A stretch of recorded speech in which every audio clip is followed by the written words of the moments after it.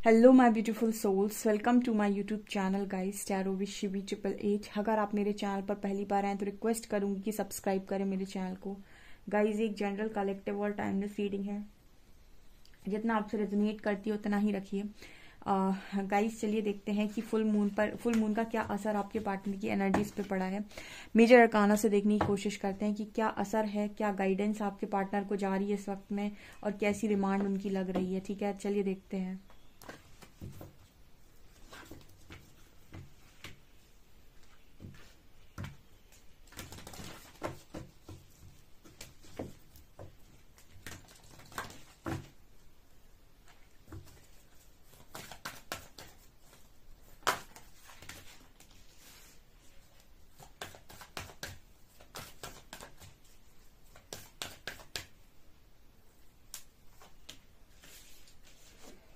Please guide me Harihara, जो भी मेरे व्यूअर्स उनके पार्टनर्स की फुल मून पर क्या एनर्जीज रही, प्लीज गाइड मी।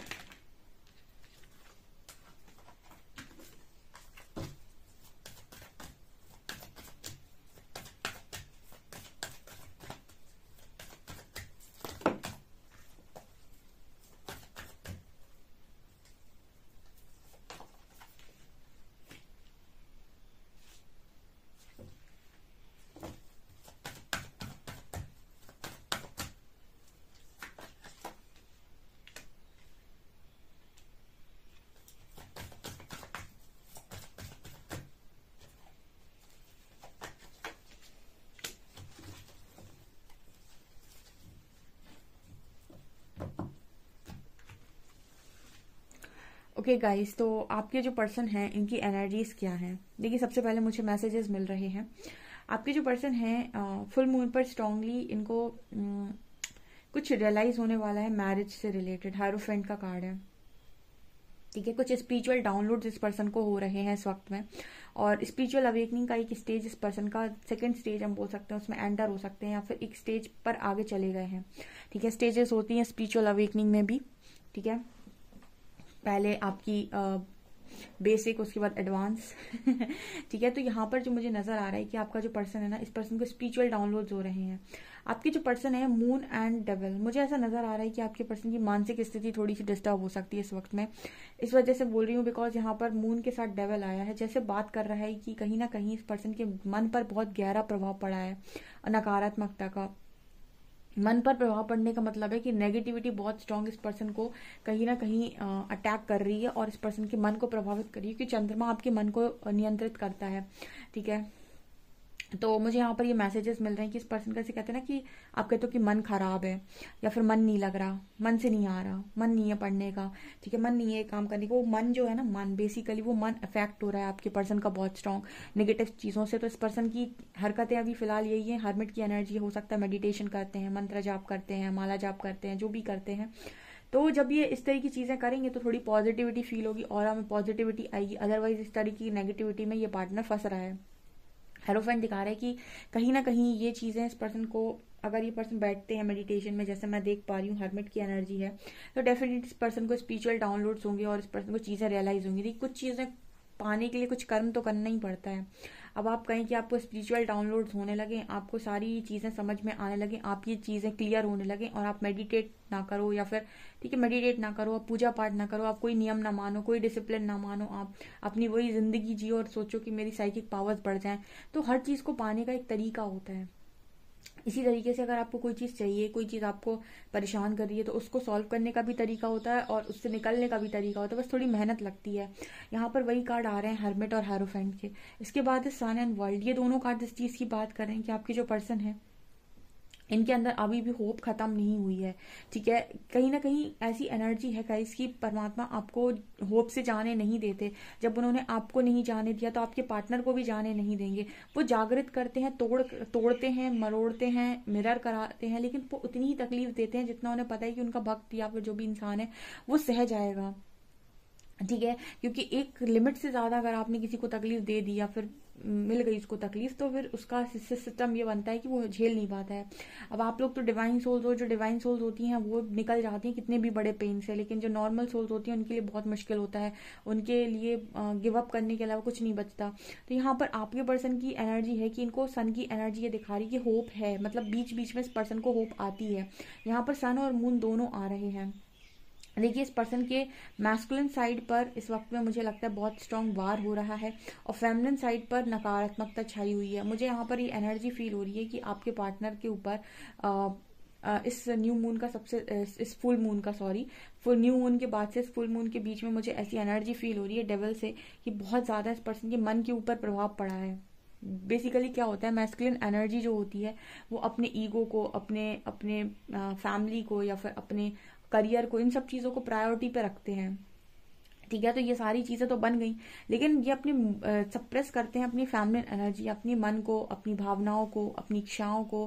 बेसिकली कौन सी इच्छा, इनकी जो पर्सनल डिजायर्स होती हैं, इनकी नीड्स होती हैं, जो जैसे इनको प्यार चाहिए, इनको केयर चाहिए, इन चीजों को ये सप्रेस करते हैं। तो कहीं ना कहीं फिर इन चीजों पर जब ये फुल मून आता है, जब ये चीजें ऊपर आती हैं, सरफेस की तरफ आती है, न्यू मून आया, फुल मून आया, उन पर जब ये चीजें सरफेस आती हैं तो कहीं ना कहीं इंसान बहुत नेगेटिविटी का शिकार हो जाता है, क्योंकि उसको पता नहीं है कि इन सारी चीजों को हैंडल करना कैसे है, क्योंकि वो उसके पड़े हुए सप्रेस इमोशन है जो अब सरफेस पर आ रहे। तुम कितना दबाओगे, अगर तुमने जरूरत से ज्यादा दबाने की कोशिश की तो वो फिर किसी डिसीज का रूप ले लेती है, यानी कोई बीमारी या फिर कोई प्रॉब्लम, या फिर आपको मेंटल इलनेस होने लगती है। बहुत तरह की चीजें होती है, इसलिए कहते हैं कि आपके अंदर जो भी पड़ा हुआ है ना उसको बाहर निकालो।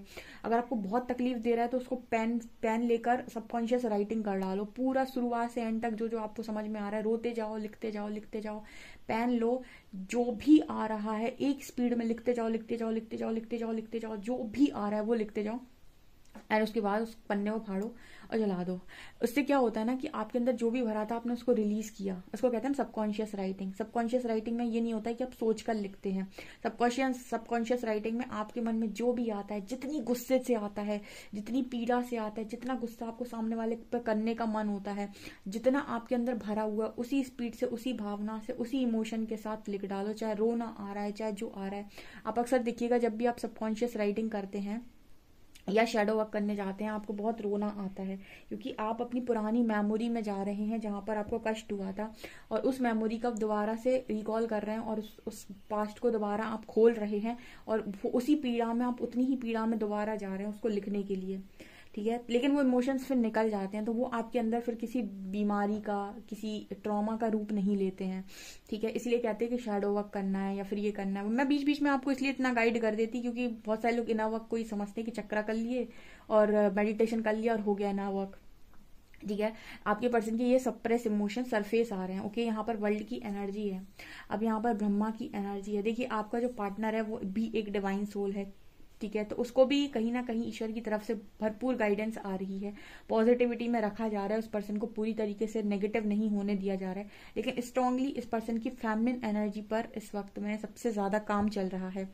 ओके, ऑल्सो यहाँ पर एम्प्रेस की एनर्जी है, और ये इसीलिए भी हो पा रहा है, इतना जो काम इस पार्टनर के ऊपर चल रहा है वो इसीलिए चल रहा है क्योंकि यहाँ पर कोई है जो डिवाइन फेमिनिन की ऊर्जा में है।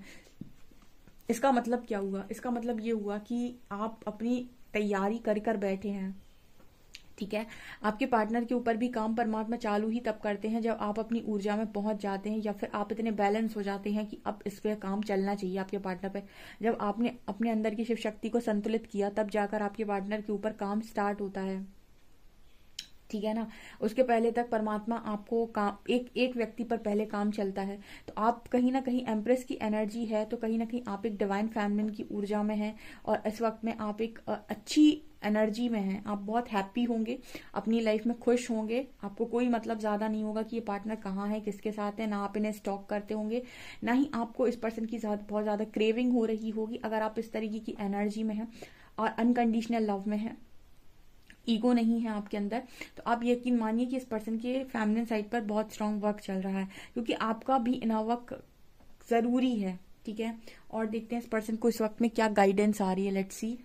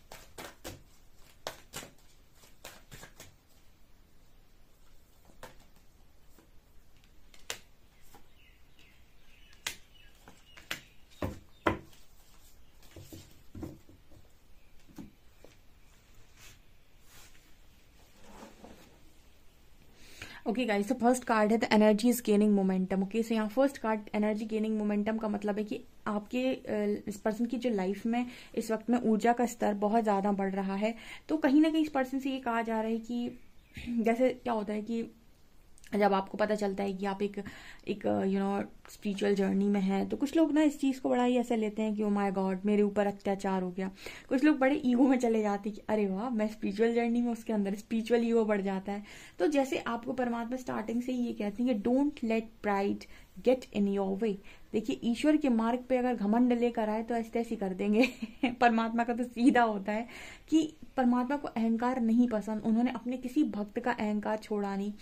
भक्तों का तो सबसे पहले टूटता है कसम से। ठीक है, उनके जितने भी भक्त रहे हैं मैंने देखा है, जितनी मैंने स्टोरीज पढ़ी हैं, उनके जो परम भक्त हैं, मतलब उनके सबसे ज्यादा जो करीब भक्त होते हैं, जिन पर वो सबसे ज्यादा प्यार करते हैं, उनकी भी कहीं ना कहीं अगर उनके अंदर ईगो बढ़ता है तो सबसे पहले तोड़ते हैं। तो प्राइड का कोई काम नहीं है परमात्मा के दरवाजे पे। ठीक है, प्राइड राइड लेकर नहीं। और यहाँ पर ऐसा तो है नहीं कि कोई इंसान बैठा है जो तुम्हें पहचान नहीं पाएगा। यहाँ पर स्वयं ईश्वर बैठे हैं, तो इनके सामने तो तुम्हारा कोई भी दिखावा छलावा कुछ भी चलने वाला तो है नहीं। तो यहाँ पर इस पर्सन से यही कहा जा रहा है कि प्राइड नीचे रखो। ठीक है, आप स्ट्रेंथ में हैं, ठीक है, आप डीएम हो सकते हैं। कई बार इंसान को जब पता चलता है अरे मैं डीएफ हूँ, मैं डीएम हूँ, तो उनको बड़ा टैग बड़ा अच्छा लगता है। ठीक है, वो टैग के संग जो रिस्पॉन्सिबिलिटी आती है ना सिर के ऊपर, और जो क्या बोलते हैं ना उसको वजन आता है, वो इंसान को बाद में जाकर पता चलता है। वो डीएफ डीएम सुन के बड़े खुश हो जाते हैं। बाद में पता चलता है कि डीएम और डीएफ बनना इतना आसान नहीं है। ठीक है, जितनी बड़ी रिस्पॉन्सिबिलिटी, मतलब जितना बड़ा आपको टैग मिल रहा है ना, उतनी बड़ी रिस्पॉन्सिबिलिटी और उतना ही झुका हुआ नेचर, यानी उतनी ही ग्राउंडेड और हम्बल आप होने चाहिए। ठीक है, तो यहाँ पर यही एनर्जी है कि don't let pride get in your way. Pride में तो कहीं चले मत जाना गलती से भी। Your hard work is paying off. Basically pride का मतलब इस पर्सन के ईगो पर ही वार हो रहे हैं। अक्सर ऐसी नजर आती है एनर्जी की, प्राइड नहीं करने दे रहा है परमात्मा इस व्यक्ति को। इस वक्त इस पर्सन को ये भी बताया जा रहा है कि आप जो भी कर रहे हैं या जो भी आपने किया, उसका रिजल्ट आपको 100% मिलेगा या फिर मिल रहा है। Your hard work is paying off. ठीक है, जो भी हार्ड वर्क किया वो पे होने जा रहा है। तो जो भी इस वक्त में बेसिकली इस कार्ड का मतलब ये है कि आपकी टेस्टिंग टाइम चल रही है, यानी कि आपके पार्टनर को टेस्ट किया जा रहा है। ठीक है, स्पिरिचुअल जर्नी में जब आप कदम डालते हैं तो परमात्मा सबसे पहले आपको टेस्ट करते हैं। जैसे कहते हैं ना कि आपको एग्जाम में आपको कोई सीट चाहिए, ठीक है, तो फिर सबसे पहले आपको उसका एंट्रेंस क्लियर करना पड़ता है, तब जाकर उस जगह पर आपको सीट मिलती है, सीट अलॉट होती है। इसी तरीके से जब आप स्पिरिचुअल जर्नी में आते हैं तो परमात्मा सबसे पहले आपको परखता है कि आप इस जर्नी के योग्य हैं भी या नहीं। तो टेस्टिंग होती है इसमें बहुत स्ट्रॉन्ग स्टार्टिंग में ही। तो टेस्टिंग हो रही है आपके पर्सन की। यहाँ पर है the end of a tough cycle approaches. इस पर्सन को ऐसे भी बोला जा रहा है कि ये लंबे टाइम तक चीजें नहीं चलेंगी, ये साइकिल बहुत जल्दी खत्म होगी। ठीक है, ये जो समय होता है आपका, ये हमेशा के लिए नहीं होता है। ये सिर्फ इतने समय के लिए होता है जब तक परमात्मा आपको टेस्ट कर रहे हैं, परीक्षा ले रहे हैं। उतने ही समय में तो समझ लीजिए इंसान की हालत खराब हो जाती है, जिसकी दुनिया 20 बार घूम जाती है, किसी किसी की तो 100 बार घूम जाती है कि मैं कहाँ हूँ, क्या कर रहा हूँ, कैसे कर रहा हूँ, कुछ होगा भी मेरा कि नहीं। ऐसे तमाम सवाल आपके दिन में 50 बार चलते हैं दिमाग के अंदर कि क्या रहा है मेरे साथ। ठीक है, तो मतलब ये जो टाइम चलता है, एक साल का हो, चाहे 1.5 साल का हो, चाहे 2 साल का हो, चाहे 2.5 साल का हो, जो भी परीक्षा होती है कठिन वाली जो होती है, परीक्षा तो पूरी लाइफ ही होती है, लेकिन इसमें कठिन वाली जो होती है वो कहीं ना कहीं आपको ऐसा लगता है कि क्या हो गया मेरे साथ। तो इस पर्सन से भी यही कहा जा रहा है कि ये चीजें जो हो रही हैं वो जल्दी खत्म हो जाएंगी। आप बहुत नजदीक हैं अपनी उस चीज को अचीव करने की जो आप करना चाहते हैं। देखिए, परमात्मा आपको ये नहीं बताती कि वो सरप्राइज क्या देने वाले हैं। इस जर्नी में सबसे बड़ी खासियत ये है कि आपको क्लैरिटी नहीं देता परमात्मा, कि जब तक क्लैरिटी नहीं देते तब तक वो उनको ये नहीं लगता है कि अब इसने मेरी ऑलमोस्ट 90% परीक्षा पास कर ली, तब तक आपको ये नहीं बताएंगे कि आपको मिलने क्या वाला है। आपको हमेशा डुअलिटी या कंफ्यूज करके रखेंगे कि आपको क्या मिलने वाला है। जैसे आपसे पूरा काम करवा लिया, लेकिन अभी तक आपको ये नहीं पता है कि मेरी सैलरी क्या है या फिर मुझे मिलना क्या है। ठीक है, मतलब मुझे इस पूरे काम का मिलेगा क्या। ठीक है, तो जब आपकी परीक्षा चल रही होती है ना, तो परमात्मा आपको कभी नहीं बताते कि आपको क्या देने वाले हैं, क्या पार्टनर, कौन सा पार्टनर देने वाले हैं, कौन सा करियर देने वाले हैं। मतलब करियर बेसिकली आपको किस तरीके से राह देने वाले हैं, करियर में कहाँ तक पहुंचाने वाले, कुछ आपको नहीं मालूम होता है। जस्ट सिर्फ आपको उस समय में प्रिपरेशन करनी होती है और अपना कर्म करना होता है, और इसी बीच में व्यक्ति प्रेजेंट में रहना सीख जाता है। ठीक है, तो आपके पर्सन से भी ये कहा जा रहा है कि बहुत जल्दी आप अपने गोल को अचीव कर लेंगे। ठीक है, जो भी आपने गोल सेट किए हैं, मतलब जो भी आप पाना चाहते हैं, लेकिन फिर भी ना एक क्लैरिटी नहीं होगी इस व्यक्ति के दिमाग के अंदर कि मुझे क्या मिलेगा। मिलती नहीं है क्लैरिटी, बिना इनर वर्क के परमात्मा क्लैरिटी नहीं देते। इनर वर्क ही है जो आपको क्लैरिटी दे सकता है कि आपको क्या मिलेगा, कितना मिलेगा, कैसा मिलेगा। यहाँ पर कार्ड है वर्क थ्रू योर फियर्स। आप ये पर्सन से लगातार कहा जा रहा है कि अपने डर पे काम करो, अपने इमोशंस को संभालो और लाइफ में अपने आगे बढ़ने की कोशिश करो। मतलब बेसिकली जो टेस्टिंग आपकी हुई है वही टेस्टिंग इस पर्सन की भी चल रही है इस फुल मून पर। ओके, जो आपके साथ हुआ है वही सेम इस पर्सन के साथ प्रोसेस चल रहा है। बस इस पर्सन से ये कहा जा रहा है, थोड़ा ये कहते हैं ना उसको कि बना कर रखो, हौसला बना कर रखो। तो वो चीज़ें मुझे यहाँ पर स्ट्रांगली नजर आ रही है। आपसे कितना रेजोनेट कर रही है मुझे कमेंट सेक्शन में जरूर बताएं। वीडियो पसंद आए तो please like this video, subscribe my channel. Thank you guys.